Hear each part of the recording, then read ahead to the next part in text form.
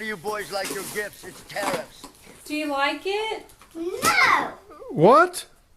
This ain't the stuff I like!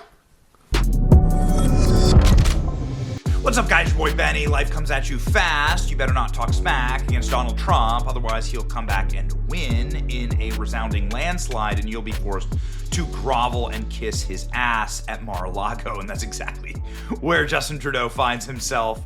But he also finds himself getting hysterically trolled at Mar-a-Lago, and oh, it is completely and totally glorious for the Marxist leader and the son of Fidel Castro. He has seen quite a turnabout from his World Economic Forum colleagues who sat around and snickered and sneered at Donald Trump while they were being filmed. Listen to this.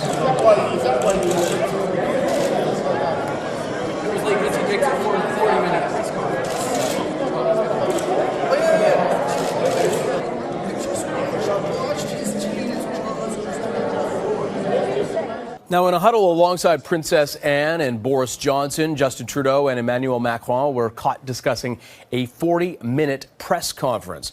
President Trump was not mentioned by name, but he had held a lengthy press conference with Mr. Macron earlier that day. The leaders are in London for NATO meetings. Oh, okay. Well, President Trump repaid the favor by writing about Justin Trudeau in his book. The two of these men are certainly not friends, and it's really funny seeing them, seeing photos of them taken together. Canada, come get your boy. This is just humiliating. This is just embarrassing. This is what alpha energy looks like. Just, I mean, honestly, put Trump and Trudeau beside the actual breaking news of Trudeau having to fly down to Mar-a-Lago and grovel.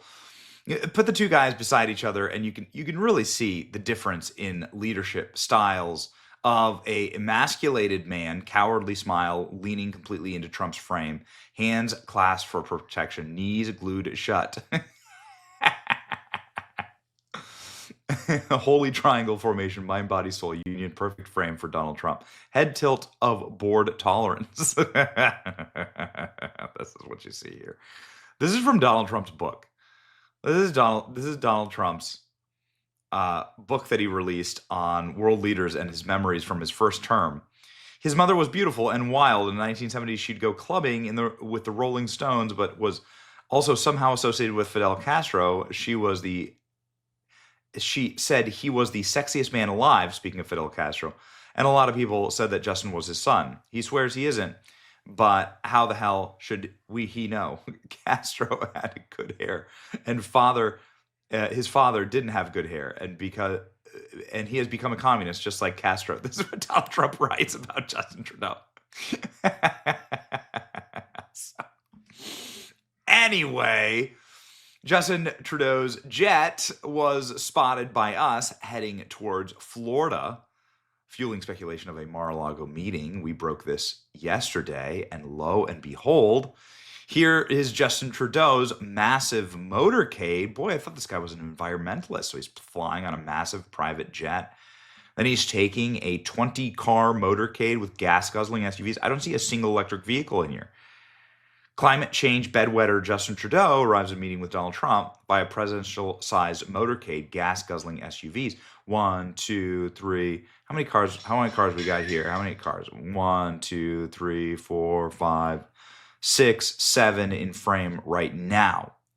This is like Taylor Swift style travel. Justin Trudeau, son of Fidel Castro, arrived at Mar-a-Lago, and ladies and gentlemen, the photo didn't disappoint. Here's the photo of Justin Trudeau at the table with Trump.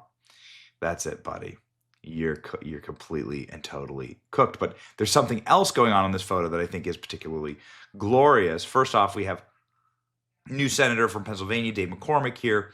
Doug Burgum, he's the Secretary of the Interior for Donald Trump. You got a National Security Advisor there, and Howard Lutnick, Commerce Secretary. And so clearly Justin Trudeau is going to be in town to talk about commerce, right? This is what Donald Trump threatened, to slap a 25% tariff on all Canadian goods. Alex Jones saying Trump's lucky there wasn't another assassination attempt here. Let's just pop on over to see what Alex has to say. To be clear, I'm not joking. I hope Trump watched his drink. Trudeau is an agent of the World Economic Forum and an enemy of humanity. I can't wait till the great folks up in Canada kick his ass out. Yeah, people are already trolling this. Here's South Park, Justin Trudeau, Canadian. 1 year ago, President Trump was facing 900 years in prison. Last night, Justin Trudeau flew to Mar-a-Lago to kiss the ring of the president-elect Trump. What an amazing time to be alive. Okay, so here's what everyone else is noticing in the photo. If you zoom in, you can see that there's a kid at the back table who's trolling Justin Trudeau doing the moose antlers. Good for you, kid. Good for you. Kid in the background saw the photographer at Trump's table and chose to be an absolute legend. There you go. Here's more high quality. There you go. Good for you. Who is that kid? I want to have him on the show. Who is that kid? This is a great kid. Who's raising this kid? It's good. He's trolling Trudeau. Look at that. Look at Trudeau. Look at Trump. Magnanimous. Really incredible. Magnanimous. 3-hour-long visit, according to Canadian Reporter, and topics discussed: security, fentanyl, China energy pipelines, G7, 2025. Okay, well, yeah, I mean, a 25% tariff would destroy the Canadian economy, and Justin Trudeau is facing already a catastrophic landslide when there is an election next year in Canada. Thank God, Justin Trudeau seems like he's been leading that nation directly off a cliff for the better part of my adult life, professional life. Look at this kid. Freaking legend. Good for you. Welcome to Mar-a-Lago, Justin Trudeau. Everyone's pointing out this kid. Trolling Trudeau. Yeah, okay. So the commentary online have been just perfect about this. Justin Trudeau begging Trump not to impose 25% tariffs. That's exactly what this meeting was about. Justin Trudeau's dinner at Mar-a-Lago. And ladies and gentlemen, this is why Justin Trudeau is fleeing the country, because he's going to get his ass handed to him in the new elections in Canada. Conservative leader destroys Justin Trudeau live on TV, says if elected next year, he'll put Canada first. Globalism is dying. All right, check this out. This is Pierre Poilievre. This guy's going to be an absolute and total killer. Canada, you deserve better. You deserve Pierre Poilievre. Go.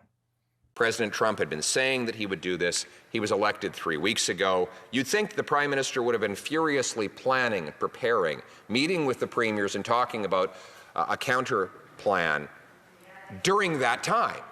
And now we learn that since the threat happened, he's come up with exactly one response: a Zoom call.